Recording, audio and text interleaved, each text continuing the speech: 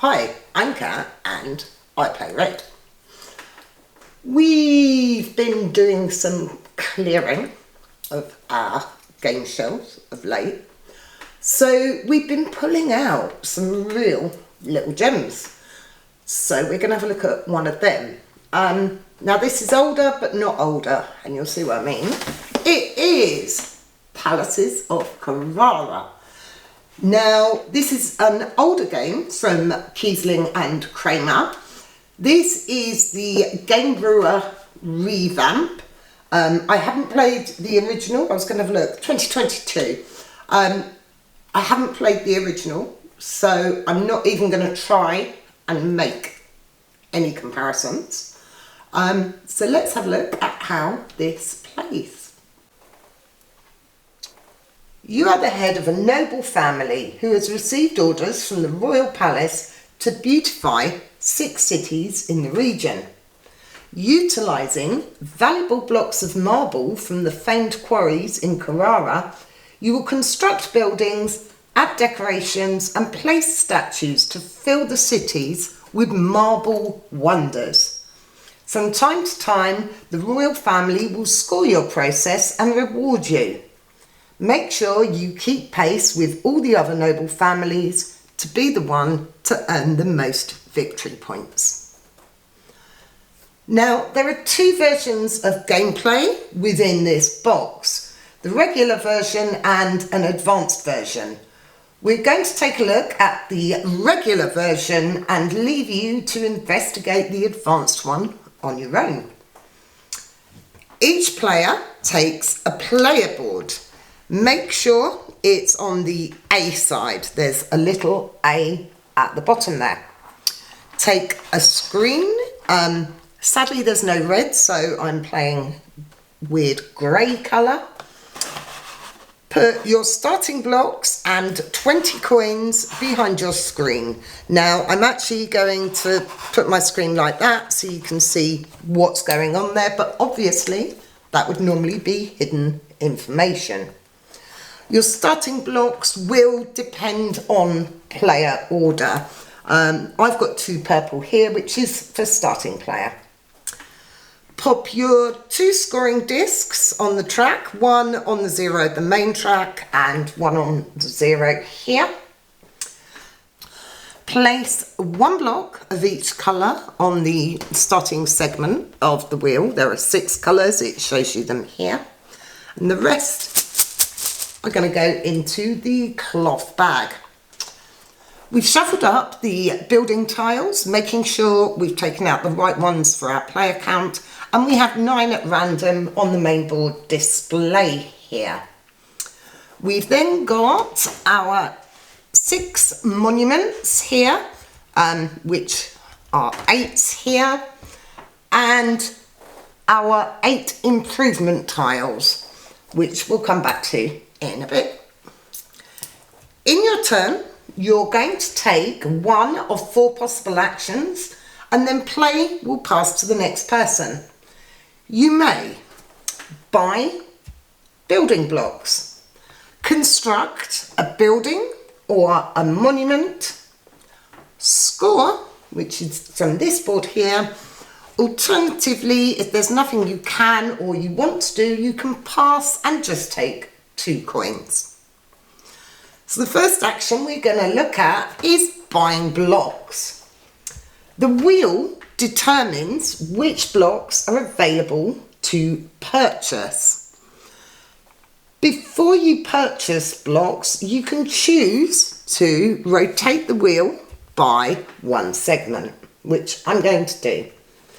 Now I need to add blocks so that there is a total of 11 on the wheel. So at the moment we have 6, so I'm going to take 5 out at random from the bag. 1, 2, 3, 4, 5, and put them on this starting position here. Then to buy blocks, you're going to choose 1 segment of the wheel and buy as many blocks as you can or want to buy from it. Each segment of the wheel shows the cost.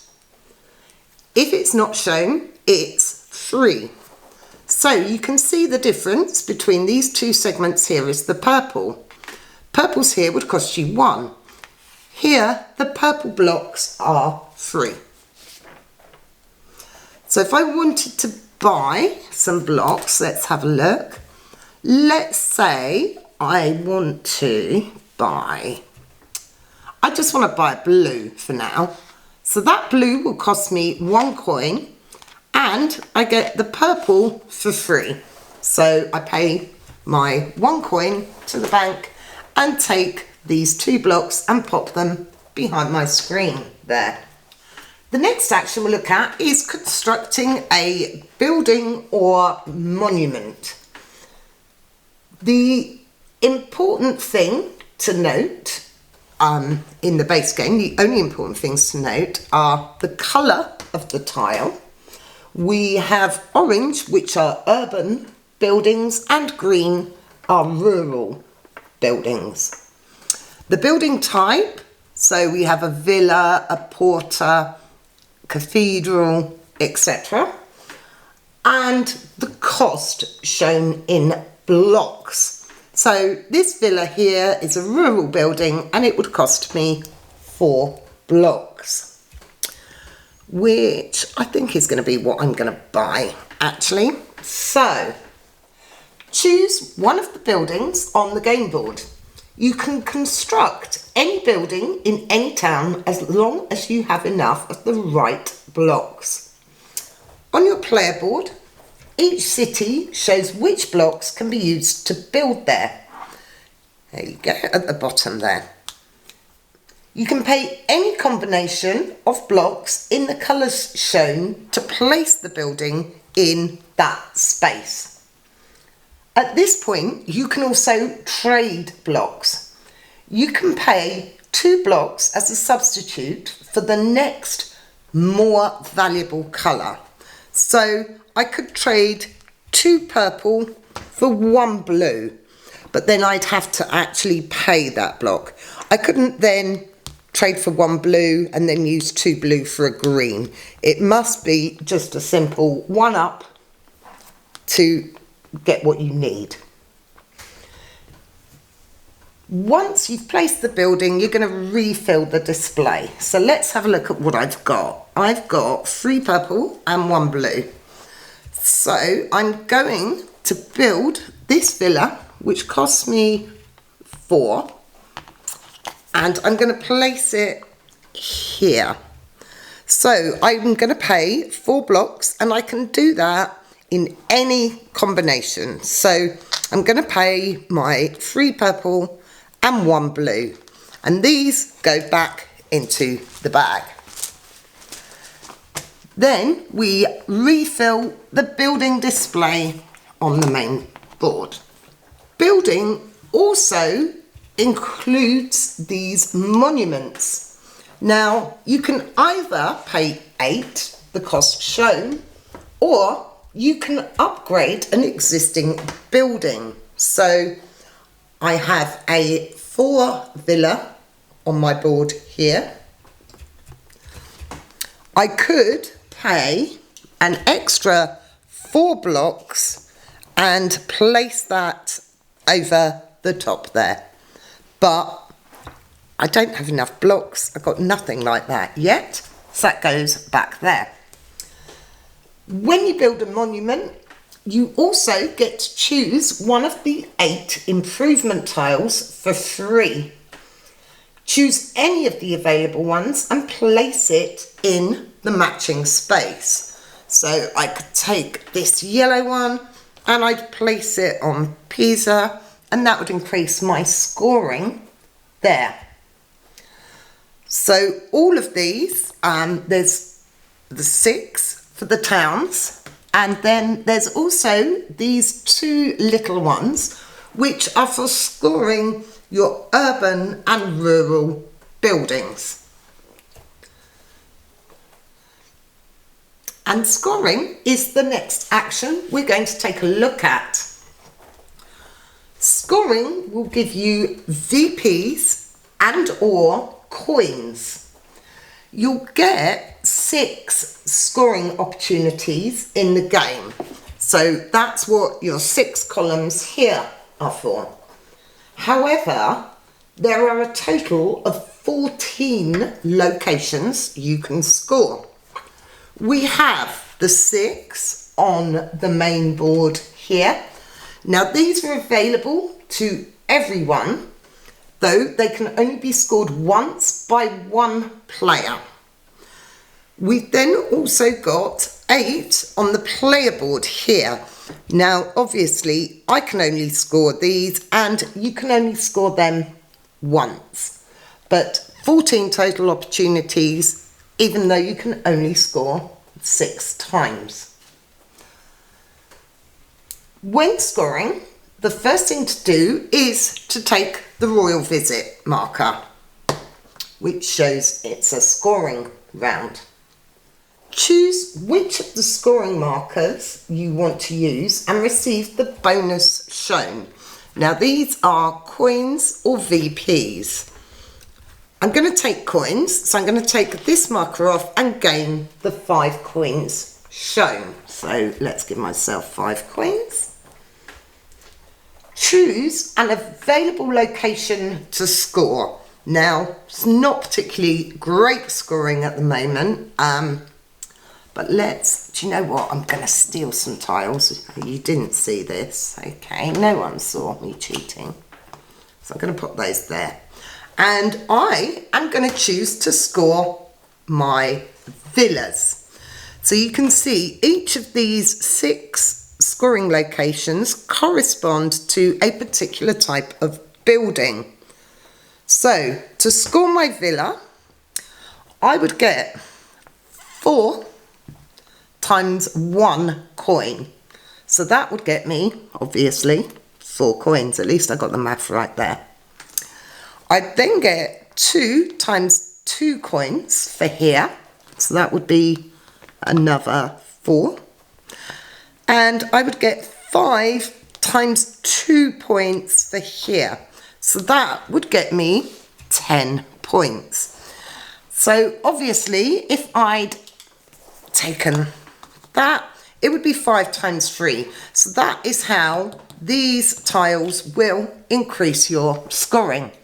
And there's only 1 for each colour, so they can only be taken once by one person through the course of the game.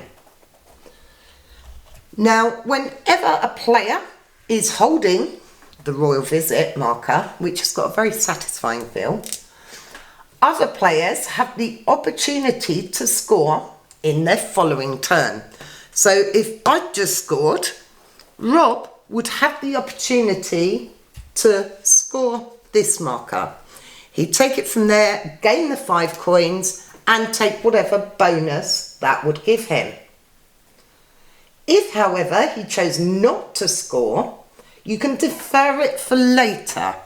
Now, you'd move that marker down there, and you would get to score it later, but you wouldn't gain the bonus. So that is your 3 main actions. If at any point you are unwilling to do anything, you can choose to pass and just take 2 coins. But as with most games, you don't ever want to be in that position. So I'm going to reset these. You might have an idea of what sort of strategy I'm going for. Pop all these back and we're going to play a couple of turns, show you how it works. So I've got no blocks at all, which is rubbish. So the next thing I would need to do would be to gain some blocks. Now I could choose not to rotate the wheel, but I want some more variation and I want to see what else comes out. So I'm going to move that one and we have 1, 2, 3, 4, 5, 6, 7, 8, 9. So 2 blocks are going to come out of the bag. So that's 2 randomly. Okay, they're low cost. Now, it's fine to go for the cheaper buildings, but you are going to need these bigger bonuses up here. So I think what I'm going to do is I'm going to buy this green and blue, which would cost me 3 coins. And I take the green, the blue, and again I get the purple because effectively it's 3. Now there's no limit to the number of blocks you can have, so don't worry if you start getting a lot, and it can happen. So what would I like to do? I kind of want to get some of these buildings. I'm tempted. I want the villas, so I think I'm going to do that, and I'm going to build as my next action, which would be I'm going to do a green and a blue and take this little villa here, which cost me 2, and my lowest value of block is blue, so I can place that in the blue area, and then I'm getting a nice build up of villas ready to score that and hopefully gain the appropriate monument. Now when I come to score, these spots on the board here can only be scored if you have the appropriate number of buildings on your player board. So I could only score Massa if I had 3 building tiles on it, which I don't yet have. So let's have a look. 4, 5, 6, 7, 8. I'm going to rotate and get some more cubes out. 3. Oh, goodness. Right. I don't really like any of them. They're all very high value, which is nice. Don't get me wrong. Do you know, I think I'm going to take these 4, which would cost me 3, 4, 5, 6. And the green would be 3. So let's pay 6 coins and take all 4 of these blocks. And let's have a more serious look at what we've got. 1, 2, 3, 4, 5. So at this point, I could, if I wanted to, pay 4 of those blocks and upgrade my villa here to a monument. So let's do that and show you how that works. So 4 from here, I'm going to keep my sneaky little white and pay 4 and upgrade to the monument. So that goes over the top, and I get to pick an upgrade tile. What do I want though? The eternal question with any game like this, isn't it? I think I'm going to go with the blue and go not too big. So now, instead of getting 1 point for each brick value in the Massa column, I'd get 2.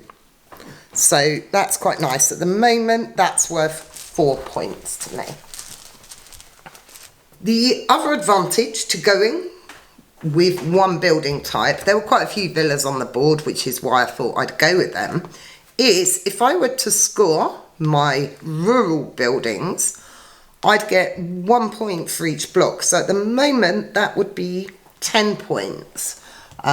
If I was lucky enough to have got that tile, then I'd get 3 points. So that would be 10 times 3. So if I were to score the rural building type there, that would get me 30 points. Play will continue this way, with players taking 1 action and then moving on to the next player, until the game end is triggered. Now that happens when the building draw pile is empty and a player has used all 6 of their scoring markers. The player who triggered the game end receives an extra 5 points and is now finished for the game, and all other players will get 1 more turn. Most of your points in this are going to be in-game and from your scoring phases. However, at the end of the game, you will get 1 victory point for every 5 queens you have left over. And the player with the most points is the winner. Palaces of Carrara is a really solid Euro style game. But to be honest, Kiesling, Kramer, game Brewer, it's kind of what you're expecting. It's 2 to 4 players and it plays equally well at all the player counts. Takes roughly, I mean it says 90 minutes here, I'd say more at the 60 for 2 players and more at the 90 for 4 players. I don't think they've changed the aesthetic that much from the old version. I could be wrong there. Feel free to let me know. But it's nice, it's bright and it's light and everything is pretty clear once you get used to it, which to me is always the sign of a good Euro. You expect symbology, but actually understanding it is another thing, whereas everything is pretty well represented here. It's rather nice. So this was a Kickstarter game. This is a standard edition here rather than the deluxe. So it's available now. Check it out. Kiesling and Kramer, Game Brewer, the Palaces of Carrara. Thanks for watching. We're going to have a load of Essen stuff coming up soon, obviously. That's partly why we're playing through old games to try and make space desperately for some new stuff coming in at Essen. So keep an eye out on various channels for stuff, and if you're there, come and say hello. Thanks for watching. See you next time. Bye.